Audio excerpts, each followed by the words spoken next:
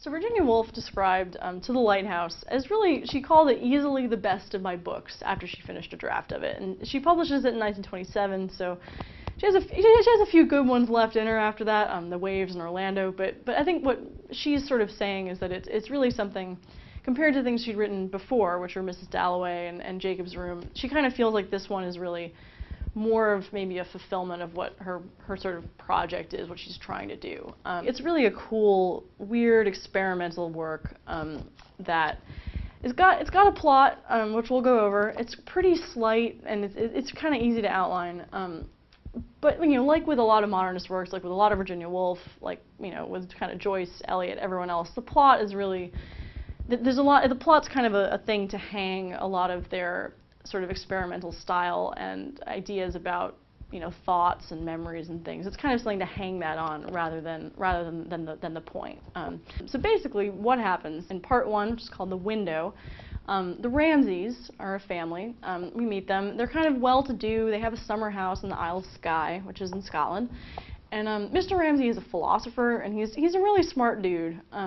And he and his wife, Mrs. Ramsay, they have a bunch of people over to their house to kind of stay and have a little dinner party. And some of the people they have over are Lily Briscoe, who's a painter. There's kind of this obnoxious dude named Charles Tanley, who's a philosophy student, so he's kind of like into Mr. Ramsay, kind of idolizes him a little bit. He says that women can't paint or write, which, coming from Virginia Woolf, that guy's like not a cool dude. She's not going to have someone say that who's like who's right, because she's obviously writing. And then you got some other people, Paul Rayleigh, Minta Doyle. Mrs. Ramsay has set them up. They're going to get married. She's happy that she's kind of managed to make that happen. There's a poet who kind of comes to hang out. And then the Ramsays also have kids. So they have James as their youngest son, Cam as their daughter, Prue is the oldest daughter. There's a bunch of others that don't really matter as much, so we're not going to talk about them. And the book kind of opens with James, who's the son, the youngest son, and he's asking his father, Mr. Ramsay, if they can go to the Lighthouse, which is the title, and that's they're going to get in their boat and go out to this lighthouse. And Mrs. Ramsay kind of says, well, sure, yeah, if the weather's good. And Mr. Ramsay's like, but it won't be good. And so James kind of understandably thinks his dad's being mean. We get a nice little internal monologue of James. And we all kind of know a Mr. Ramsay, I feel like. We'll be there in an hour if the traffic's good, but it won't be good. We'll make it through the security line if it's short, but it won't be short. Like that's kind of the dynamic right away that we see between Mrs. Ramsay and Mr. Ramsay, that she's kind of optimistic, living in the moment, and he's a little more preoccupied with sort of, like he's not going to let her just say, like, oh yeah, if it's good, because he knows or he's pretty sure that it won't be. So that's important to him, to kind of stay in the realm of the real rather than sort of the possible and the present, like Mrs. Ramsay. And so, we get, in the rest of that part, we just kind of get some scenes of the afternoon. Lily is starting her painting. That becomes important later on. Paul and Minta get engaged. And so then they have their big dinner party, and some of their guests are kind of predictably obnoxious.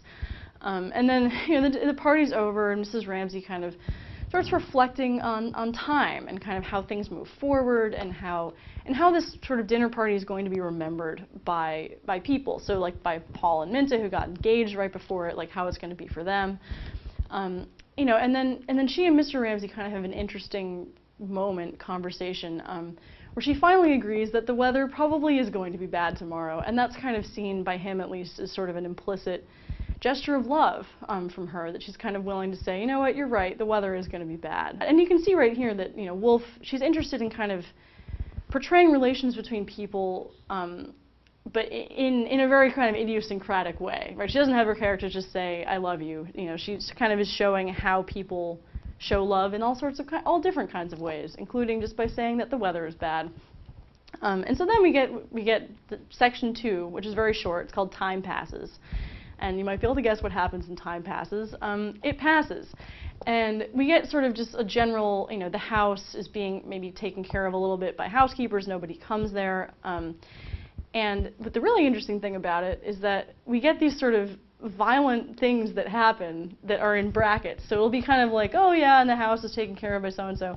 And then we'll get, Prue Ramsay died that summer in some illness connected with childbirth, which was indeed a tragedy. People said everything they said had promised so well.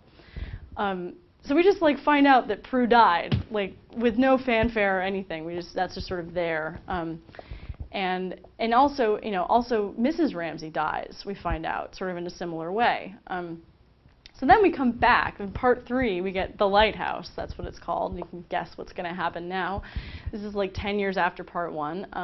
So Mrs. Ramsay is dead. Prue is dead. And Mr. Ramsay and his son James and his daughter Cam, they're going to go to the lighthouse. And Lily Briscoe is back as well. She's staying. She's kind of finishing her painting. And so she sort of watches them go out to the lighthouse and then kind of finds the thing to do the final stroke of her painting, and she says, "I have had my vision." And that is how the book ends. So the real star, I mean, that's kind of, that plot you can see is kind of, there's not really much there that really happens. And so the real star of the show is kind of these shifting perspectives. You get to know all these people sort of through their own thoughts. And so Mr. Ramsay lays out kind of his thoughts about his own intellectual achievements, actually in terms of the alphabet. He feels that he's gotten to Q in terms of what knowledge he's acquired and how smart he is, and he wonders if he'll get to R. And he also wonders if anybody gets to Z ever. And that's very different than from when we get Lily Briscoe's thoughts, and she's thinking about how she can tell whether she's wearing her golden haze by like how men respond to her.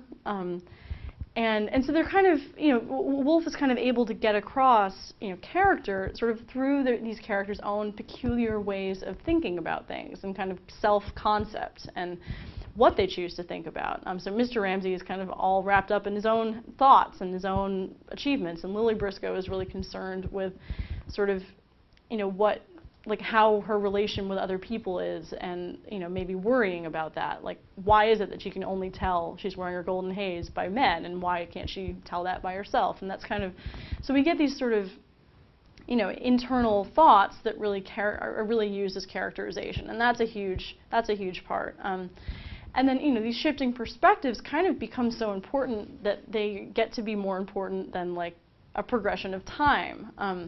And so moments kind of in this book become a little bit defined by perception and by kind of interpretation than they do by the clock. So Mr. and Mrs. Ramsay's opening kind of things about whether it's going to be fine tomorrow or not fine tomorrow kind of seem to demonstrate this. And this is kind of this idea of time as something that can be sort of manipulated or preserved or dealt with at will is kind of epitomized in that opening, in that sort of differing perspectives of Mr. and Mrs. Ramsay. Well, we've talked about also sort of what else is going on, that it's really all about these internal thoughts and the setting up this idea that time is kind of based on perspective and thought and memory, and that it's not so much based on just like strict progression from A to Z.